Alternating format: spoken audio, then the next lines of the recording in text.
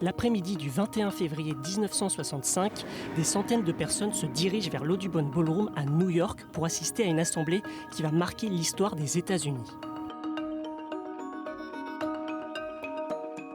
Il est 15h et tout le monde est venu écouter un homme, icône des droits des Afro-Américains. Malcolm X monte sur scène devant plus de 400 personnes. Ce rassemblement est destiné à présenter son mouvement, l'Organisation de l'Unité Afro-Américaine. Dans la salle sont présents ses proches, sa femme et ses enfants. Malcolm commence alors son discours par son salut traditionnel « Assalam alaikum ». Mais soudain, deux jeunes hommes noirs, assis au centre de la salle, se lèvent et commencent à se disputer. L'un d'eux crie « Retire ta main de ma poche ». Malcolm, surpris, leur demande alors plusieurs fois de rester calme. Et c'est là que tout bascule. Un autre homme, assis cette fois-ci au milieu du premier rang, monte sur scène et sort soudainement un fusil à canon scié de sous son manteau. Il vise alors Malcolm et tire. Plusieurs petites billes de plomb situées dans la cartouche du fusil sont ainsi projetées dans la direction du torse de Malcolm. D'après les rapports d'autopsie, entre 6 et 7 billes de plomb le touchent alors à la poitrine. C'est cette attaque qui va causer le plus de dégâts.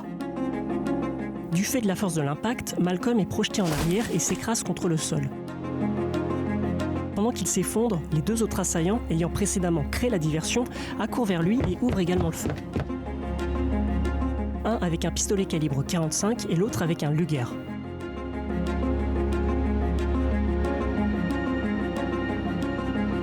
Dans la confusion qui suit la fusillade, l'un des deux hommes, celui qui avait utilisé le pistolet calibre 45, tente de fuir par l'une des sorties de la salle. Un membre de l'équipe de sécurité de Malcolm lui tire alors dans la cuisse gauche, l'immobilisant et le faisant ainsi tomber par terre.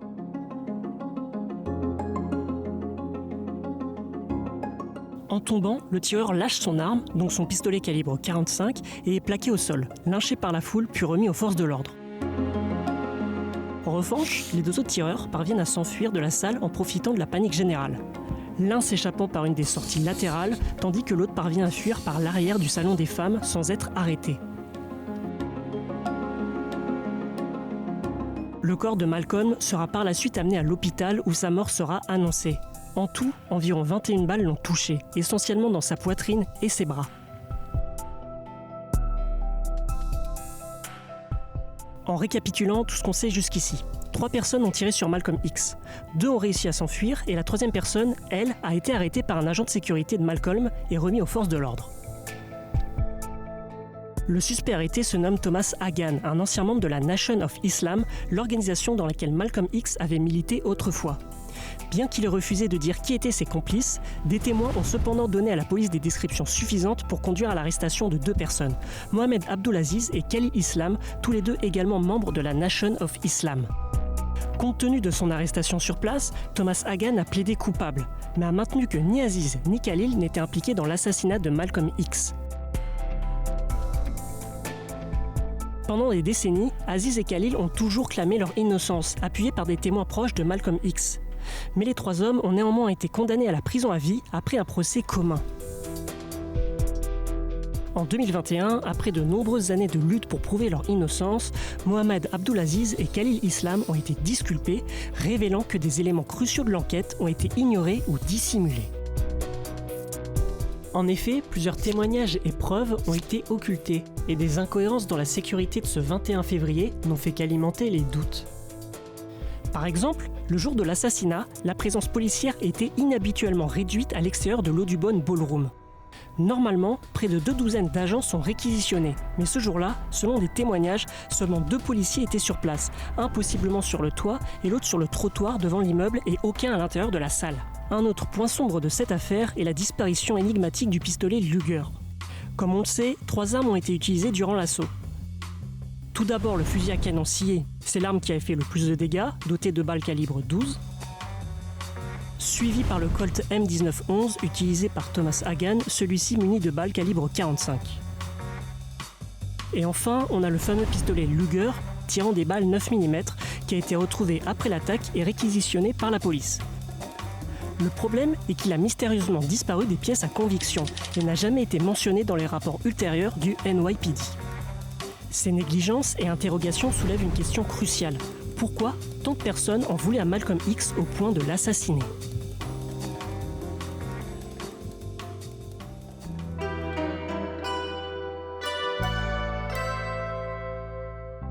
L'histoire de Malcolm X démarre réellement en 1946 lorsqu'il est incarcéré à l'âge de 21 ans pour un cambriolage. C'est en prison qu'il va découvrir la Nation of Islam, un mouvement religieux prônant la supériorité des Noirs et le rejet complet des Blancs avec pour chef Elijah Muhammad. En 1952, à sa sortie du centre pénitentiaire, Malcolm va rapidement, grâce à son charisme et son éloquence, devenir l'un des porte-parole les plus influents de l'organisation.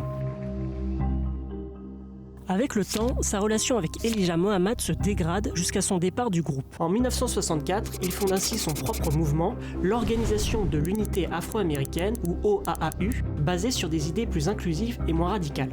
Il ne qualifie pas son mouvement de non-violent, mais de pacifique, tout en se réservant le droit de se défendre en cas d'attaque.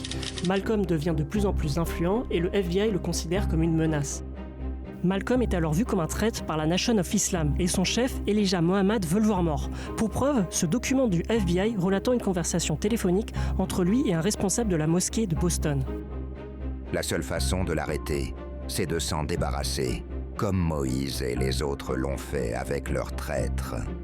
Avec ces hypocrites, quand vous les trouvez, coupez-leur la tête.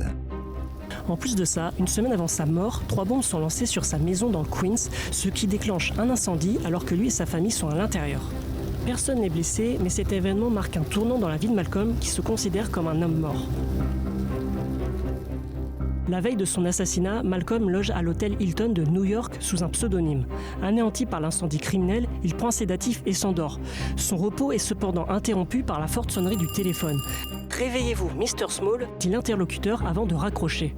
Cet appel est inquiétant, car seule sa femme et 2 proches collaborateurs savaient où Malcolm X avait prévu de résider ce soir-là. Cela n'empêchera pas malgré tout Malcolm de se rendre au rassemblement fatidique à l'Audubon Ballroom où il sera assassiné quelques heures plus tard.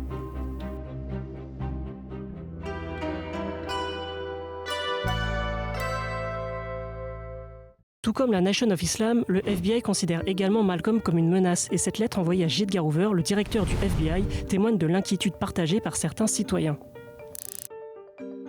Cher monsieur Hoover, faisons-nous quelque chose pour freiner les activités du leader musulman noir, Malcolm X? Ses idées ne sont-elles pas en quelque sorte parallèles à celles d'Adolf Hitler? Pourquoi n'arrête-t-on pas cet homme plein de haine avant qu'il ne soit trop tard? En vérité, le FBI avait déjà commencé à surveiller Malcolm X et la Nation of Islam dès 1950 à travers son programme COINTELPRO. L'objectif du programme, stopper la coalition d'activistes noirs en les détruisant de l'intérieur, et de surtout empêcher la montée d'une figure messianique, un rôle que Malcolm commençait à incarner à ce moment-là. Comment le FBI s'y est-il pris pour essayer de démanteler son mouvement? Préparez-vous parce que c'est là que ça devient intéressant et c'est surtout ce modus operandi qui a permis au FBI d'éliminer plusieurs groupes similaires. La première stratégie consiste à créer des dissensions au sein du groupe, ici entre la Nation of Islam et Malcolm. Dans ce document déclassifié du FBI, on découvre que des conflits fonctionnels entre la Nation of Islam et Malcolm avaient été créés par le FBI. La division discutée plus tôt n'était donc pas intervenue par hasard, mais avait été délibérément influencée par le FBI pour discréditer le mouvement aux yeux de la population noire. On entre ainsi dans la deuxième stratégie qu'utilise le FBI pour faire tomber ses ennemis, la mise sur écoute. En raison de sa rupture avec la Nation of Islam, Malcolm X effectuait la majorité de ses activités depuis son domicile, ce qui éveilla l'intérêt du FBI qui voulait surveiller ses actions. Selon les documents du COINTELPRO, on sait maintenant que Malcolm avait été mis sur écoute téléphonique dès mars 1964 lorsqu'il fonda sa propre organisation, la Muslim Mosque Inc. Le FBI voulait surveiller la création et le programme de cette nouvelle organisation, craignant qu'elle devienne une source de problèmes. Je recommande d'autoriser l'installation d'une surveillance technique au domicile de Malcolm, ou à toute adresse à laquelle il pourrait déménager à l'avenir. Écrira même J. Edgar Hoover au procureur général afin d'autoriser l'écoute. En plus des écoutes téléphoniques, le FBI a infiltré l'entourage de Malcolm, notamment avec Gene Roberts, membre de sa sécurité rapprochée. Sa mission, surveiller Malcolm X et rapporter ses activités au FBI et à la police de New York. Bien qu'il ait été présent lors de l'assassinat de Malcolm, Roberts n'a pas pu empêcher l'attaque. Il a plus tard reconnu lors d'une interview avoir été au courant des menaces qui pesaient sur Malcolm, mais son rôle d'infiltré l'empêchait d'intervenir.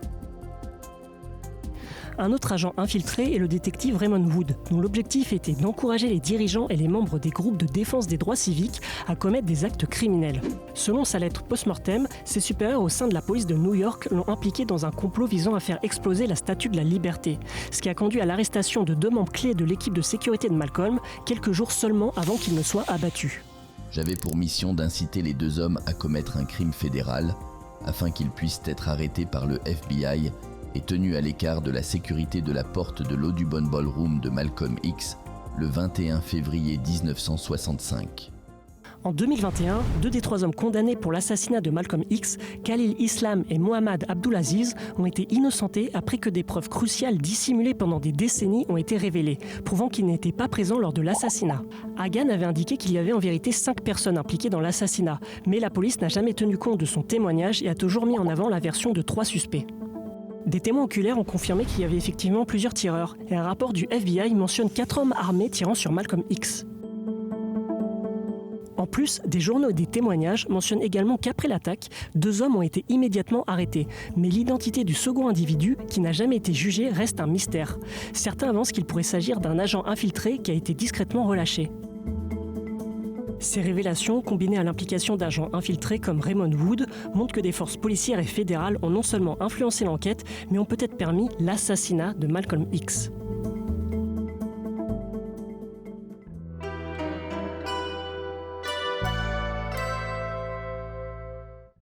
Comme nous l'avons vu précédemment, la révision du procès de Mohamed Abdulaziz et de Khalil Islam ont conduit à la révélation de preuves cruciales, longtemps dissimulées par le FBI.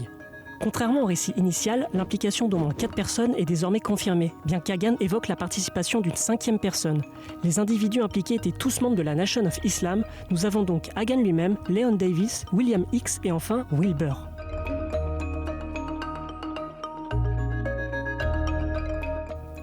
Concernant leur position exacte pendant l'assassinat, voilà ce que l'on sait. Thomas Hagan et Leon Davis étaient assis au premier rang, au milieu à gauche de la salle. Juste derrière eux était positionné William X au 2e rang. Et enfin, tout au fond de la salle, Wilbur était chargé de créer une diversion pour détourner l'attention de la sécurité. Contrairement à ce qui a été cru pendant longtemps, ce n'est pas Hagan qui a initié la diversion. Son rôle principal était de tirer avec un pistolet Colt 45, tandis que Davis détenait le fusil à pompe qui a porté le coup fatal à Malcolm X. William, quant à lui, est fortement soupçonné d'avoir utilisé le pistolet Luger.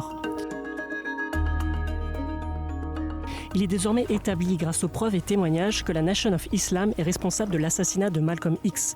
Cependant, se limiter à cette conclusion reviendrait à négliger le rôle crucial du FBI dans cette affaire. Beaucoup de preuves laissent donc penser que le FBI semblait informé de ce projet d'assassinat. Le fait qu'il ne soit pas intervenu continue d'alimenter les théories.